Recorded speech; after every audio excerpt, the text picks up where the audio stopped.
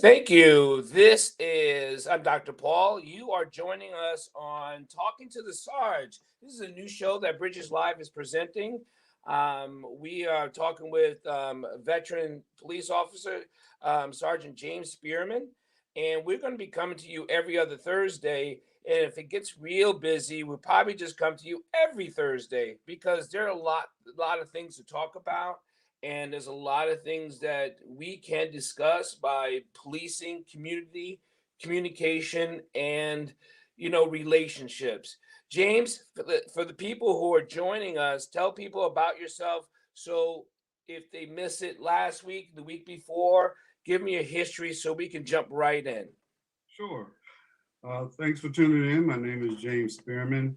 I'm a retired sergeant from the Napa City Police Department.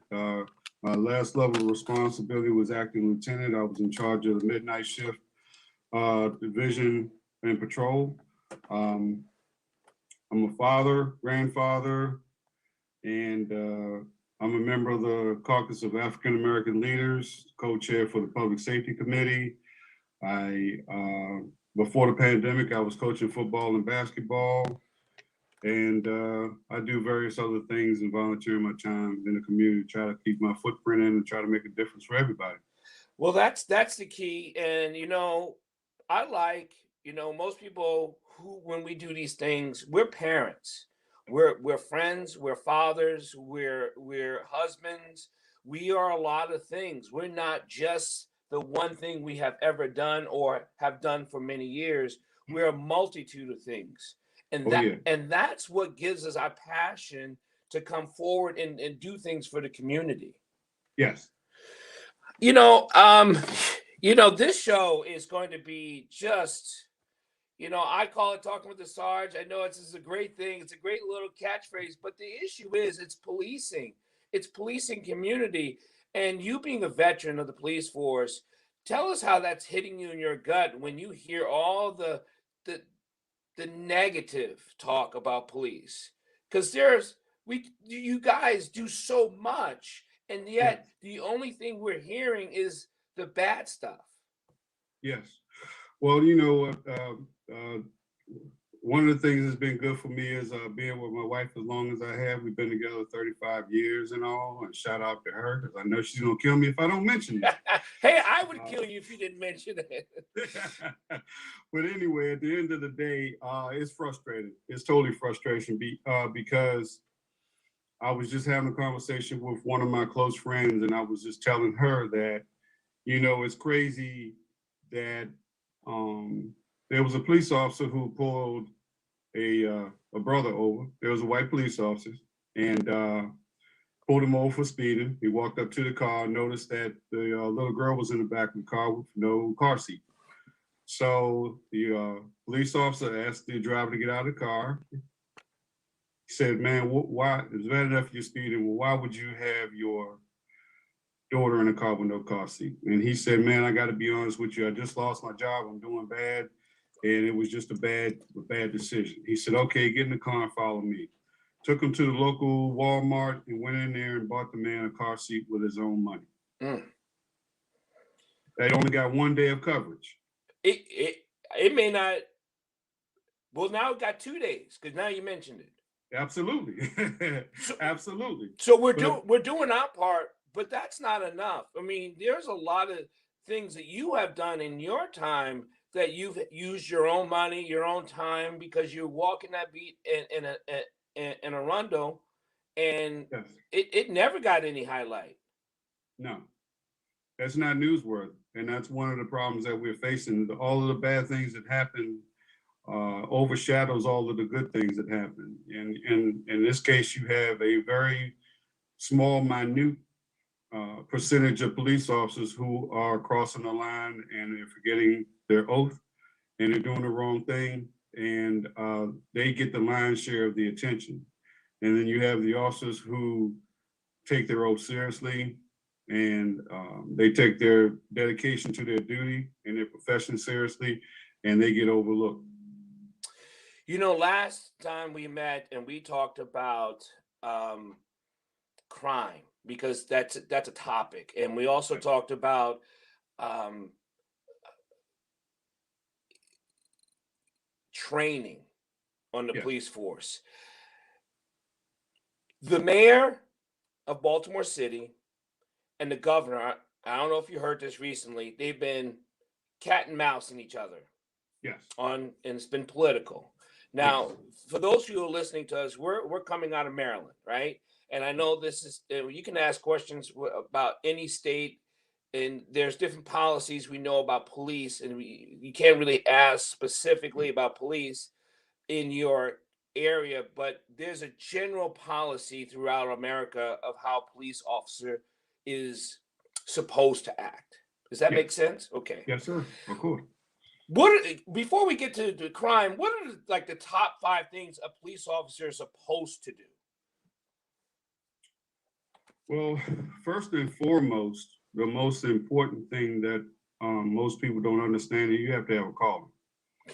It's like teachers, members of the clergy, Yeah. nurses, doctors, people such as yourself. If you don't have that calling with you and you're doing this job, you're never going to you're never going to reach the level that is necessary to service the public. And we have a lot of police officers who don't have that calling, and they hold these positions because quite frankly, the police department didn't have a good reason not to hire them. But you have to you want to help. You have to have that calling. That's paramount. But you also have to be honest. You have to be trustworthy.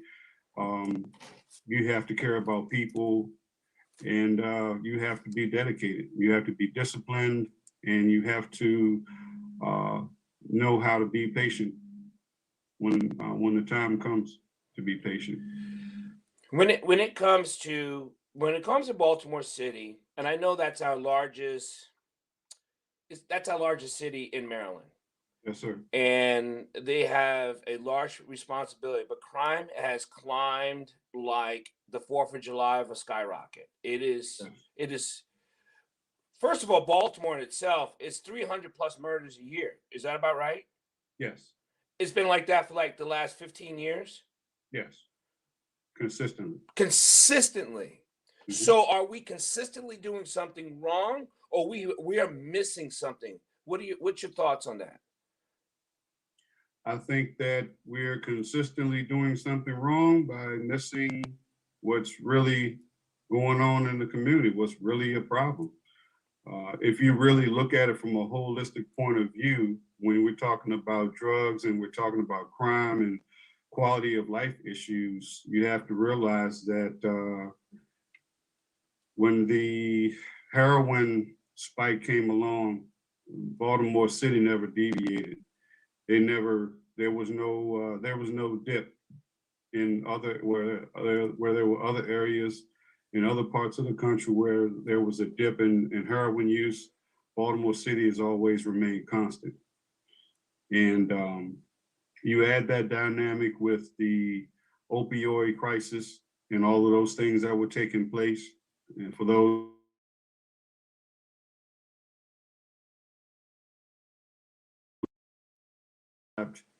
painkillers or all different types of pain medication, which was highly addictive. And over time, when the doctors wouldn't no longer carry the prescription, or if the patient got into a situation where they could no longer afford the prescription, heroin was the obvious choice. It was the ultimate painkiller, and the price was right. But the problem is, it's even more addictive. It's illegal, and when people can't afford to get it through their own resources, they find other ways, whether it be burglaries, robberies, shoplifting, things of that nature. Well, who's bringing in the heroin? I mean, it just doesn't drive its own car. Is it a mob issue? Is it a gang really transportation thing? I mean, is there an abundance of the mob, or is there abundance of gangs? Well, I believe the mob probably feeds the gangs because the gangs are the ones who are supplying it in the street. So you have to have that hierarchy.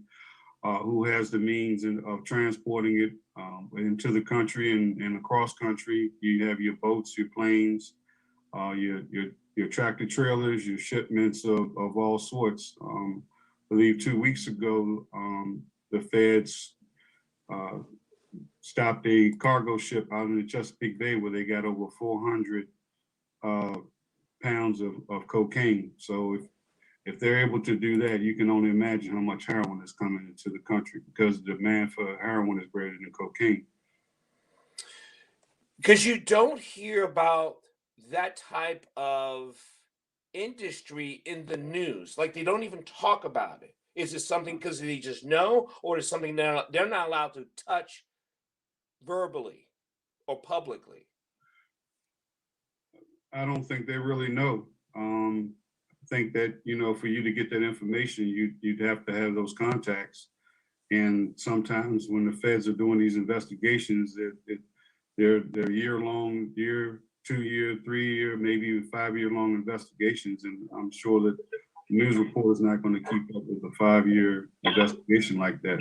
They'll probably cover the back end once the arrest and the seizures are made, but as far as the progression is concerned, that's not going to happen.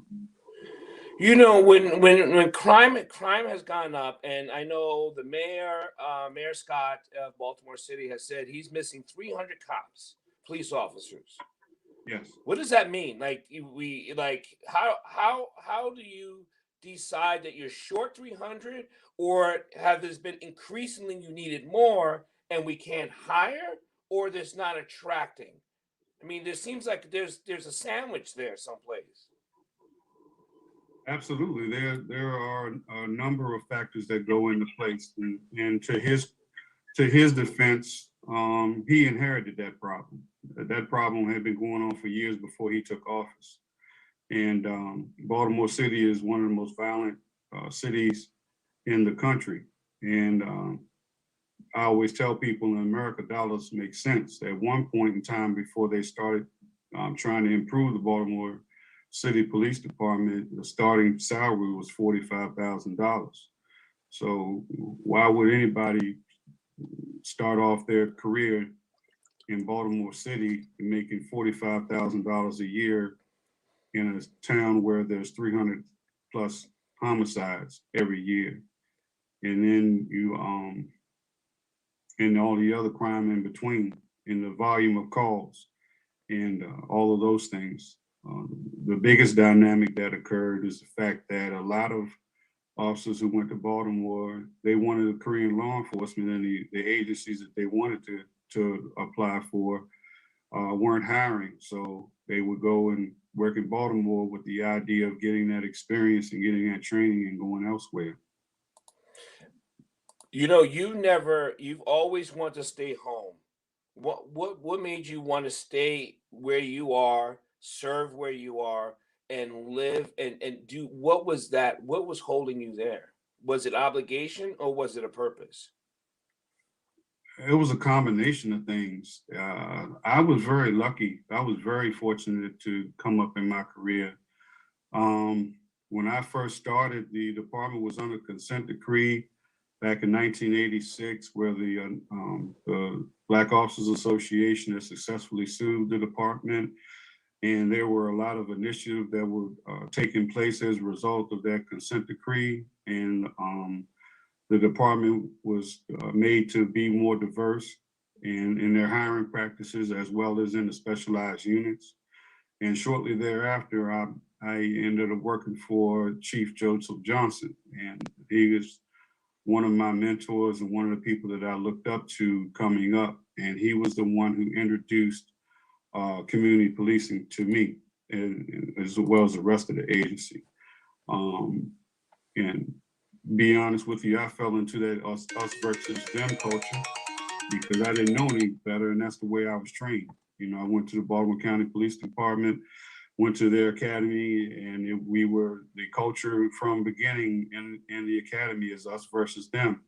But then when I was introduced by Chief Johnson with the community policing aspect, it opened my eyes, and I became much more well-rounded, and I understood early on the importance of community support And as I developed in my career and became a supervisor and later acting lieutenant, I understood the importance of leadership and being able to instill those values into the officers that you are charged with leading.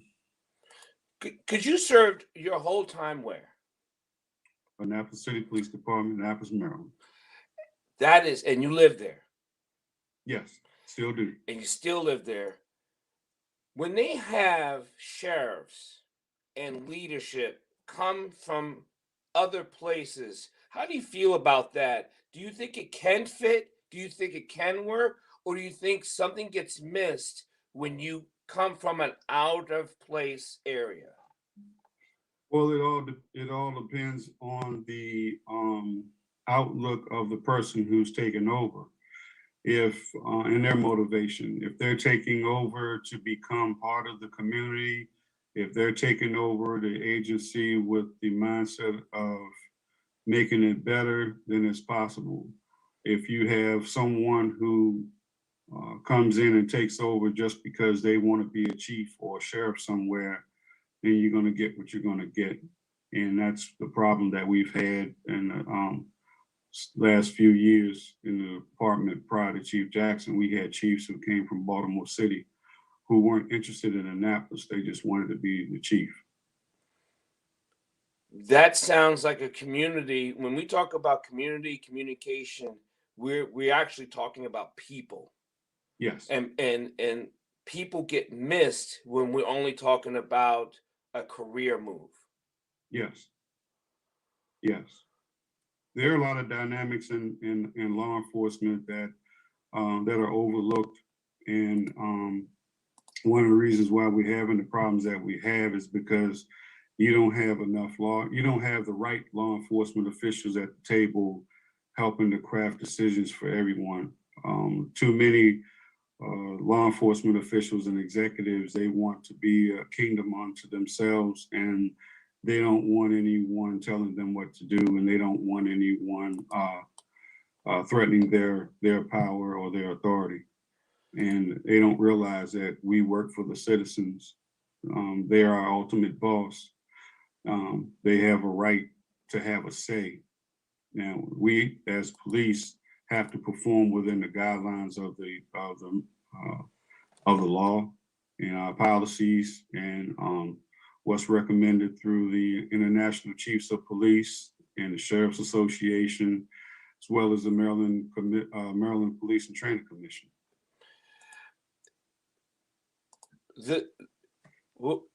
People have misinterpreted what the police are supposed to do. People have misunderstood what policing is. Yes. There's got to be a better way to correct this because we haven't corrected it. And I know when we talk about it's education, it's not education. It's got to be some type of political campaign that everyone's got to be involved to say, hey, we know what doctors are for. We know that, right? Yes. And we know what a sandwich shop, we know what they're for. Sure. But we really don't know what police officers do when they're going to domestics, they're going to crime, they're going for warrants. They're all over the place. And yet we are so hard on them when we don't understand what they really are supposed to be doing. Well, if I were in a position of authority, that would be one of my jobs. If I were a chief or a sheriff, I would educate the public. I would give them the information that they need so they would understand what we can and cannot do. Oftentimes when I would go on calls, it's funny what you would mention would be domestics. Been plenty of times where I've had one half of the domestic want to throw the second half out of the house, and they would say, okay, I'm going to leave. And then the person who's upset would say, well, he or she has got the keys to my car. You need to take them from him. And I'm like, well, no, I can't do that. Well, he can't, most of the time would be a he can't have the keys to my house. He's just going to turn around and come right back. Well, you need to go in his pocket and take them. Well, I can't do that. Number one, I don't have a probable cause to search them. Number two, that's theft. I can't just, in robbery, I just can't go up and violate this person's rights on your behalf. It doesn't work that way.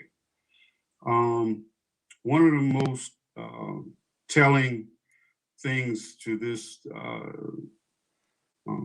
aspect of the conversation that comes to mind, I was working the Black Lives Matter rally in Annapolis, and we had received intelligence that there were going to be some counter protesters and there'd be a possibility of an active shooter event. So we had tactical officers spread out in different covert areas, and we had police officers spread out for crowd control and traffic control.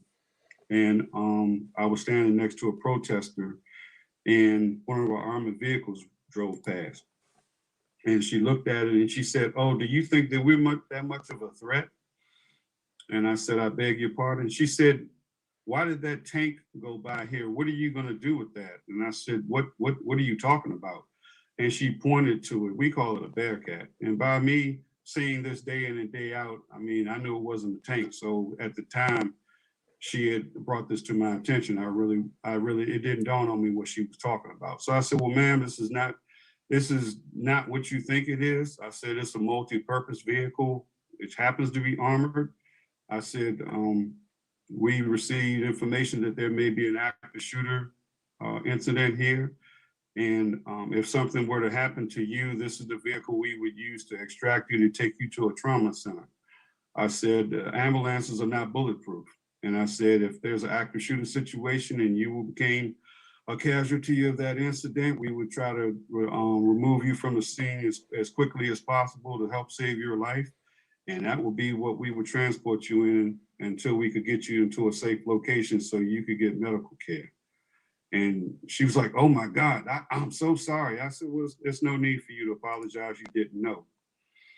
The point behind all of this is that the vast majority of citizens do not understand the level of responsibility that police officers have. They don't understand the wide range of duties that we have to perform on a day-to-day basis. And our leadership is not doing a very good job of making sure that the public knows and understands this. You know, let's talk about leadership because I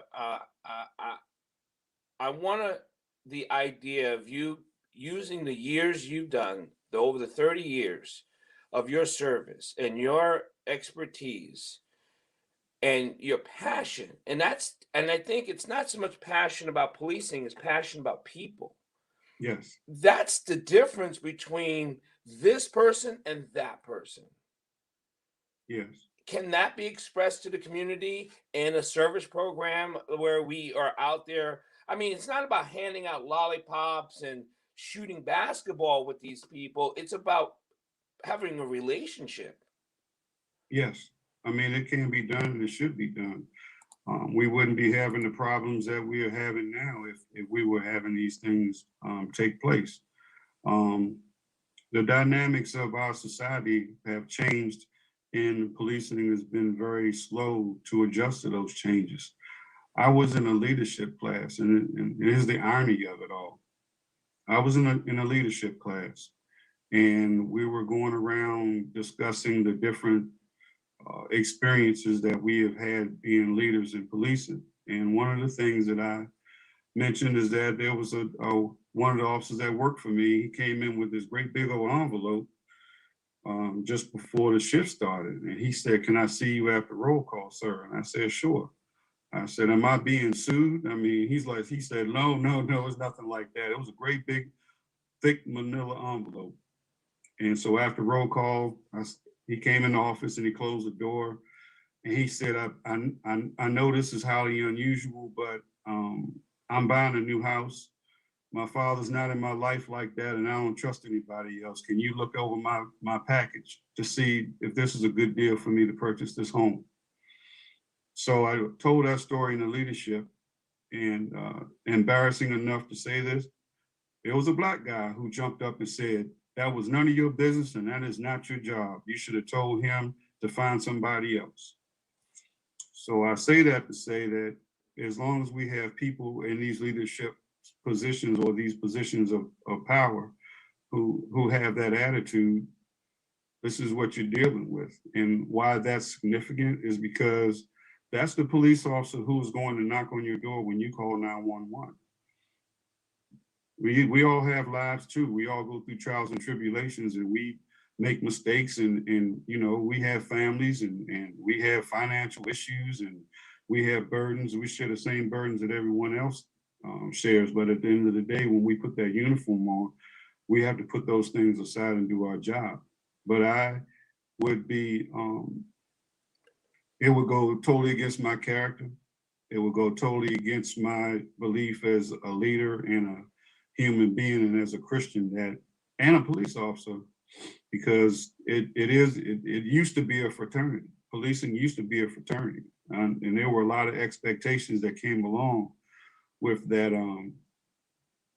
fraternity and the power that it carried. But you have to have that level of responsibility to go along with it, and that's what you have. You have people who have taken advantage of the benefits of being a police officer and not understanding the responsibility. And that responsibility means I have a responsibility to my officers, because I have to make sure that he or she is going to do the best job when they come and knock on your door.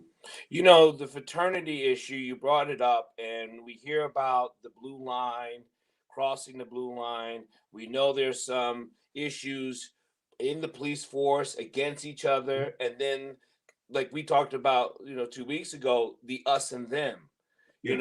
So as a police officer, as a leader, how do you let the community know it's not an us and them? And how do you let your fellow officers know it's not about an us and them, it's still a we, and it's still a strong bond? Well, that's easy from my standpoint, because there is no us and them when it comes to the community. The us and them is the problem within the agency, because that's where the culture is created to have officers act that way. And when you teach and train the officers and create that expectation where the community is going to be part of your life, and being able to help those people, and help different people, and they in turn help you, you understand really quick that there is no us and them. It's only good and evil. I have friends who've been to jail. I still talk to them. I know friends I've had, and I've had officers say that, why is he your friend? Well, because he's a human being. I like him. I don't like the fact that he deals drugs, but I'm not going to violate my oath. If I have to arrest him, I will. If he doesn't value me as a person, he doesn't value or respect my profession. If he's going to commit a crime in front of me, expect me not to do my job. But at the end of the day, he's still a human being. And at the end of the day, that's a decision that he's going to have to cope with, not me. I'm not the judge, jury, or executioner. I'm only the law enforcement official. And I will have to say we, or myself, I have seen police officers literally look the other way when a crime is being committed, like dealing drugs.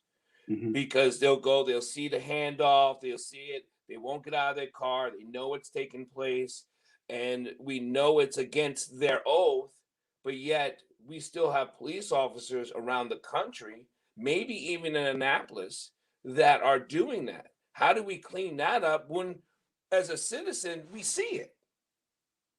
Well, once again, it all goes down to that relationship you have with the public, because you have to, they have to trust you, and you have to trust them to a certain degree. And if you don't have your leadership out there interacting with the community leaders and developing those levels of expectation, and making sure that those officers get the public support when they do their job, because officers have to have that public support when they do their job.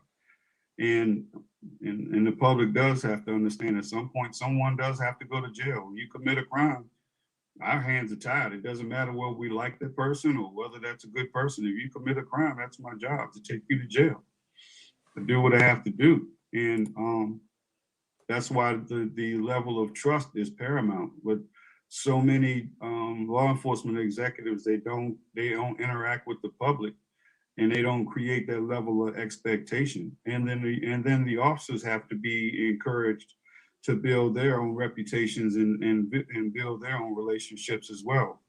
You know, when there was an expectation, prior chief, um, you'd have to do an hour of foot patrol every day, no matter what. You had to do an hour of foot patrol, and I had a problem with that because if you're not telling the officer what the point is. Right. So now I'm just going to walk around and not talk to anybody for an hour, and then I'm going to write in my report that I walked for an hour on Clay Street, or I walked on Martin Luther King Boulevard for an hour. Well, who did you talk to? Who did you help? What did you learn? What information did you gain? What relationships did you build in that hour? Because that's where the relation, and that comes from leadership. Officers will go where leadership drives them. Yes, sir. So now let's get back to crime. How do we do this?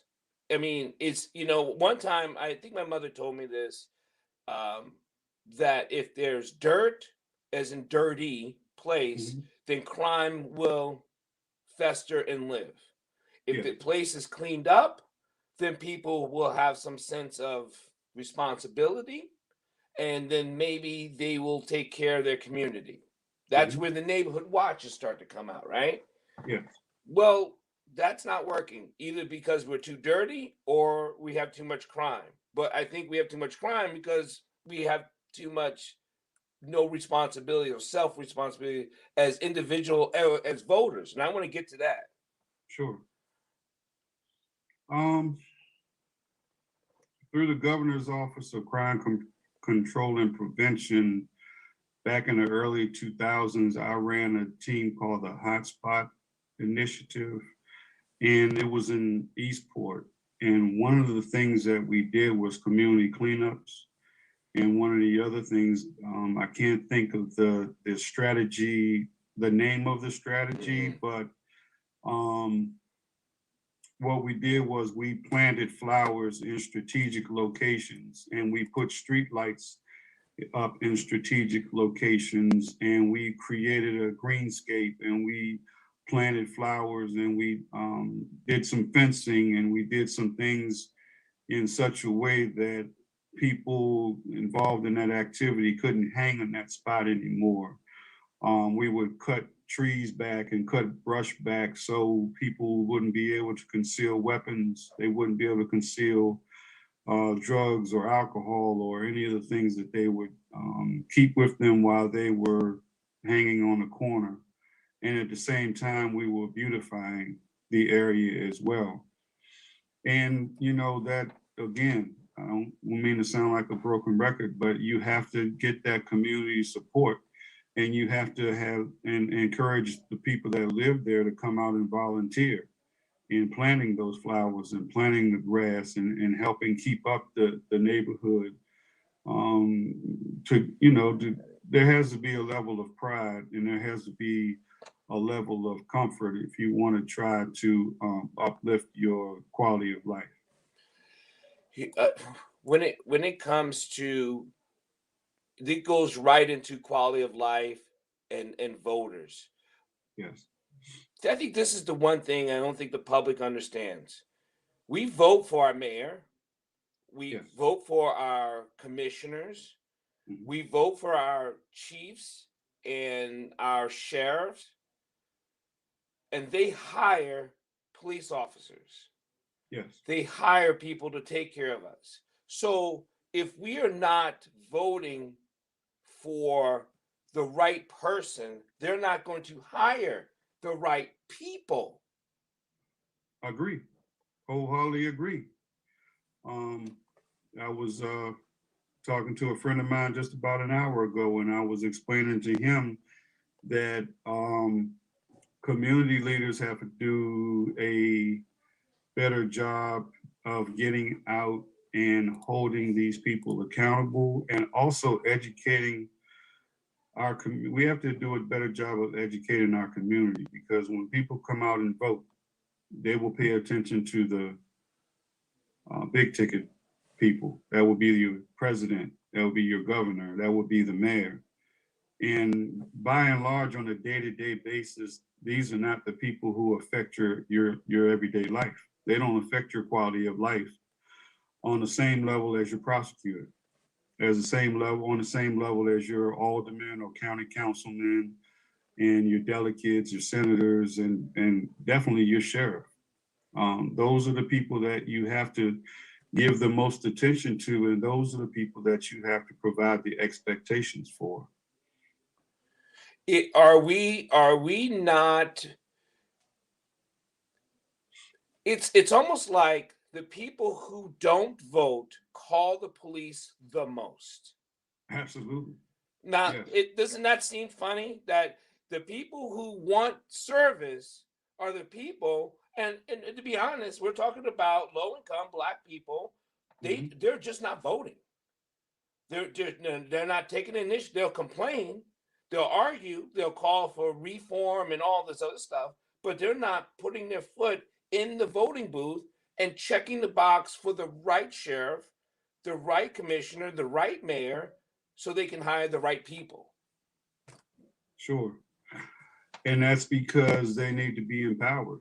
They have to be, they have to, I know I've developed relationships with a lot of people, and I've had many conversations in low income and public housing communities. And quite frankly, a lot of them don't feel like their vote will matter. A lot of them, it manifests into their everyday lives. A lot of them feel like they're in this situation because they don't matter. And um, a lot of politicians will go into those neighborhoods and they will give them a song and dance to get their vote for the ones who will vote, and then they never see them again. Well, And well, we can't wait. With timeout. Prior to Obama becoming elected, mhm, I don't buy. After that, we cannot say that your vote doesn't matter when it did matter for that. So why? It's almost like we have a hard time having a conversation with a person who says that matters and this matters. Like, where's that disconnect? Your school board matters, your county commissioner matters, all of it matters, not just this, because the president has nothing to do with Annapolis. As much as he might care, he can't do anything for Annapolis. sure. Well, I mean, coming from where I come from and growing up, I never thought I'd see a black president in my lifetime. And I think that that's you have that historical dynamic of President Obama came out of nowhere. No one saw him coming, and once people heard him speak Mhm. and the passion with which he expressed his love for our society and our country and all of the things that he said, he did provide that array of hope for the vote. But that was only the presidential election. I mean, so yeah, of course they would come out and vote for him. That was an easy thing to do. First, I got a chance to vote for the first black president of the United States of America, and I never thought I would ever see that. That's a no-brainer. But who do you vote for when you're talking about the more local elections? A lot of people will just vote for name recognition, or they really don't fully take the time to engage and really understand, the significance of that vote and who it is that they're putting in place that's going to lead them.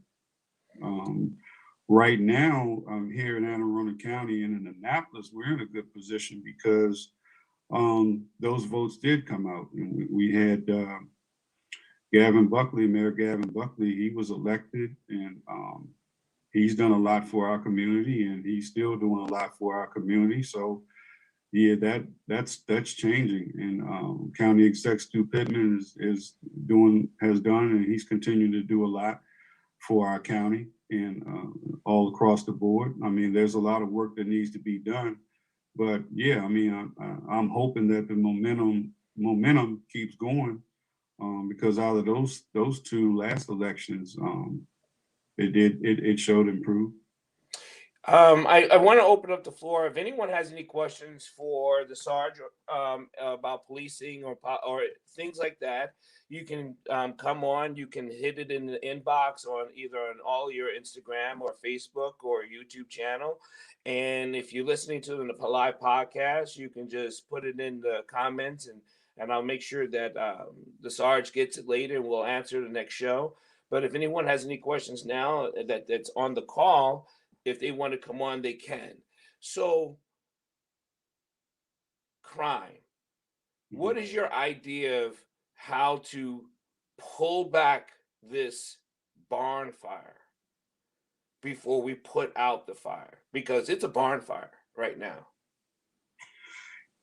Yeah, it's a bonfire because so many different things are contributing to it. What do you mean? Well, the pandemic that hasn't helped. Okay.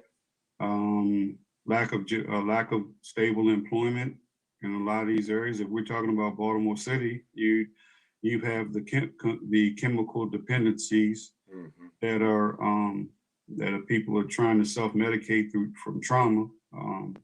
Baltimore City is approximately 300, in excess of 300 liquor establishments above what they're supposed to have in city code.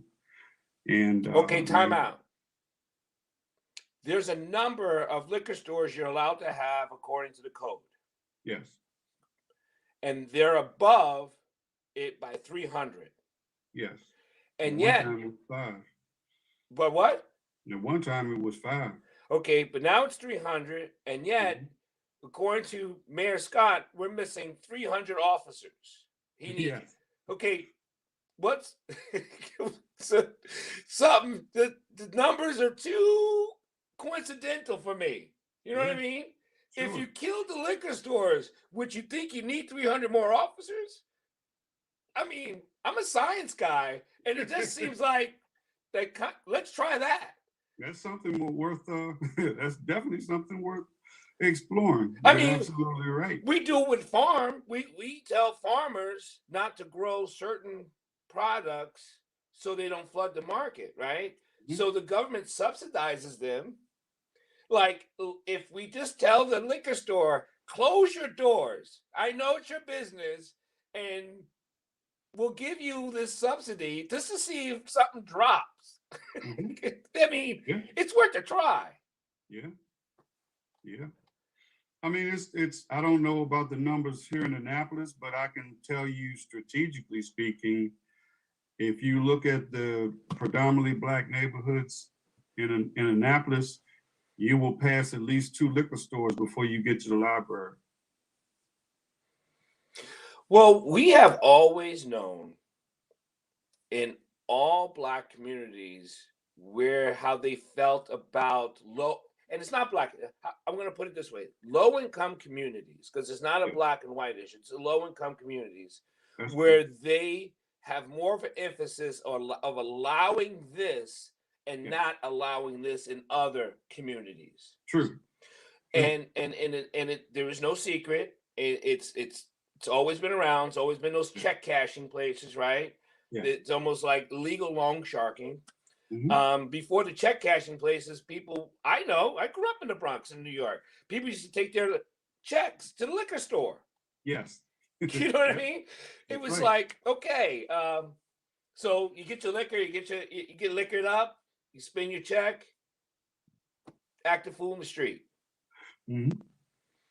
Yeah. If library cashed checks, maybe we would have more readers. That's a good thought. I mean, you know what I mean? I'd like to give it a shot. Right. I'd love to give it a shot.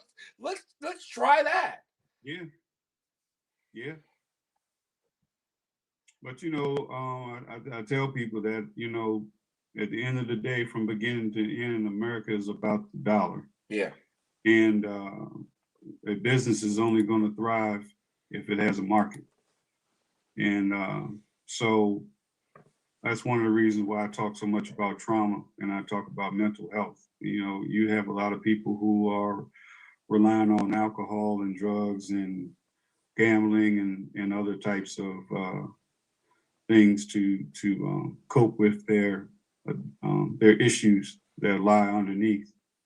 Alcohol is the easiest one because it's legal and it's prevalent. I mean, even if you're underage, you can pay somebody to go buy you something to drink.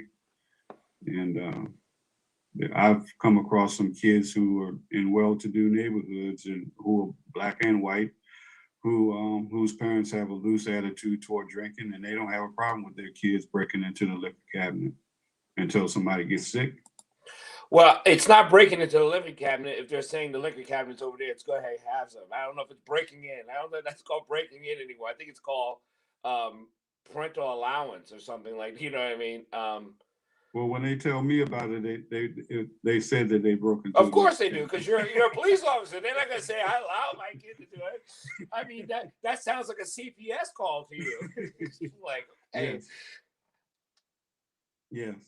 When we talk about reform, and we touched on this a couple weeks ago, when we talk about police reform, let's get into what does police reform mean? It doesn't mean less cops. It doesn't mean we're taking away the bullets of the cops. It doesn't mean we're not going to put a bulletproof vest on a cop. Mm-hmm. What does reform mean that you know of, and what is the best possible explanation of which we say police reform could be?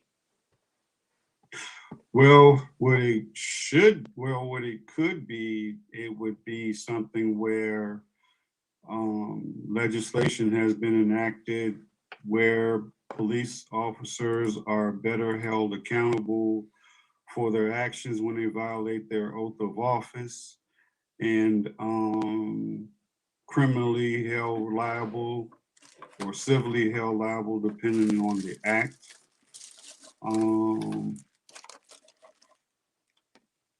I think it should be a situation where the leaders are also held accountable to make sure the officers get the training that is needed.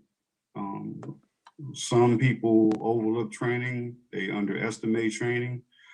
Training takes on different forms and different meanings. It just depends on what the subject matter is.